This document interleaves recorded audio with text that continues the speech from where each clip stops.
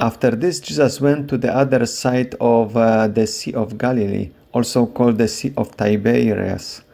A large crowd kept following him because they saw the signs that he was doing for the sick.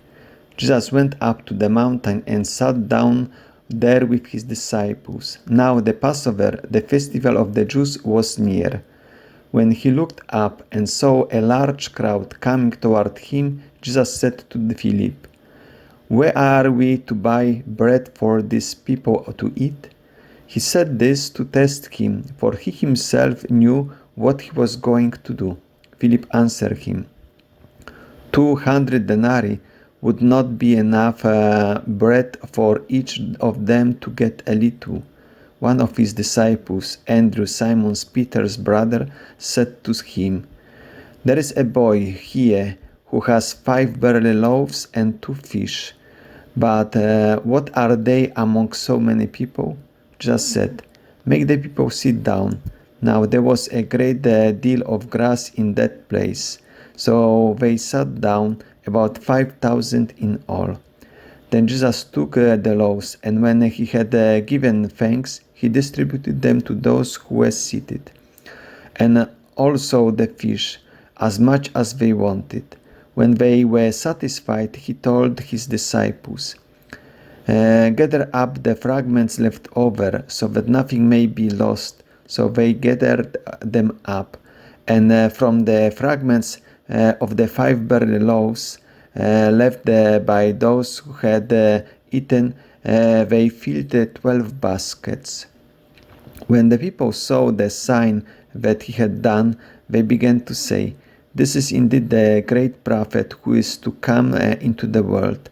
When Jesus realized that they were about to come and take him by force to make him king, he withdrew again to that mountain by himself.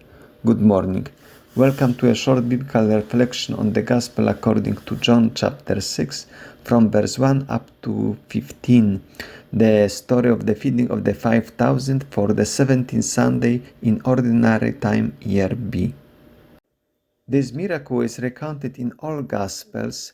Therefore, let us move to another slide where we can see the comparison, because the description in the John's Gospel has some peculiarities.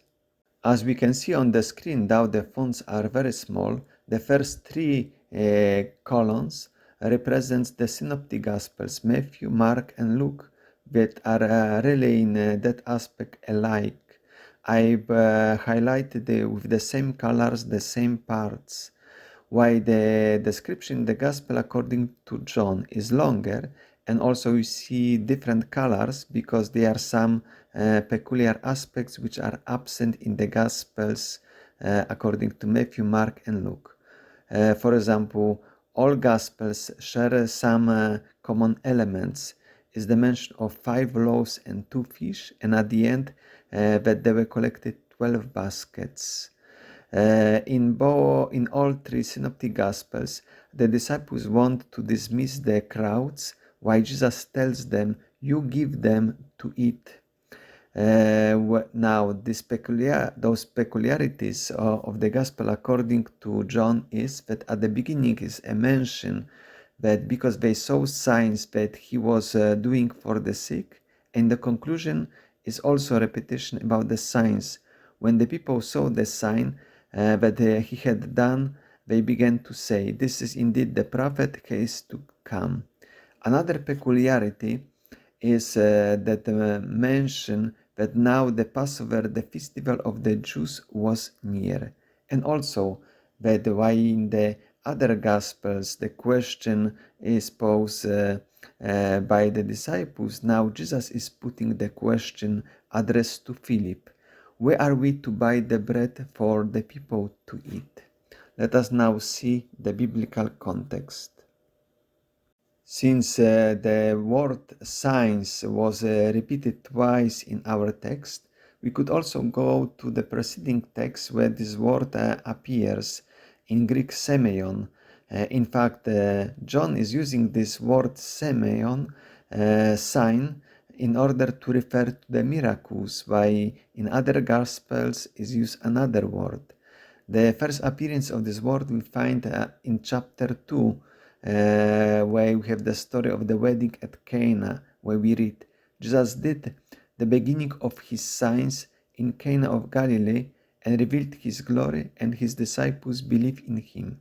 In the following story of the cleansing of the temple, we read, the Jews then said to him, what sign can you show us for doing this?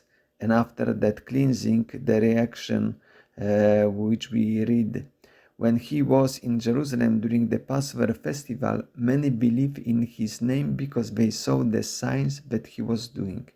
In the following chapter 3, when we have about Nicodemus coming to Jesus, we read, he came to Jesus by night and said to him, Rabbi, we know that you are a teacher who has come from God, for no one can do these signs that you do apart from the presence of God.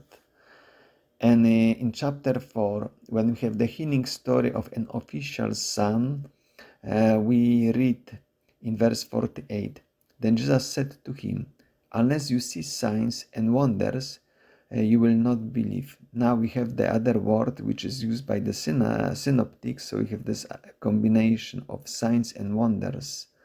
And in verse 54 we read, now this was the second sign that Jesus did after coming from Judea to Galilee. The notion that it was the Passover, the festival of the Jews that was near, was also one of those peculiarities in the Gospel according to John in the description of the multiplication of the bread, of the feeding of 5,000.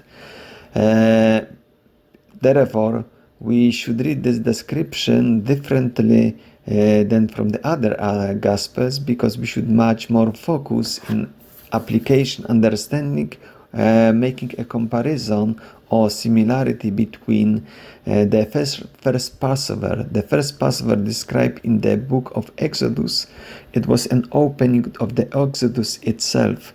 After that, after the people were liberated from slavery, God was feeding them with the bread from heaven, manna that God was giving them for 40 years.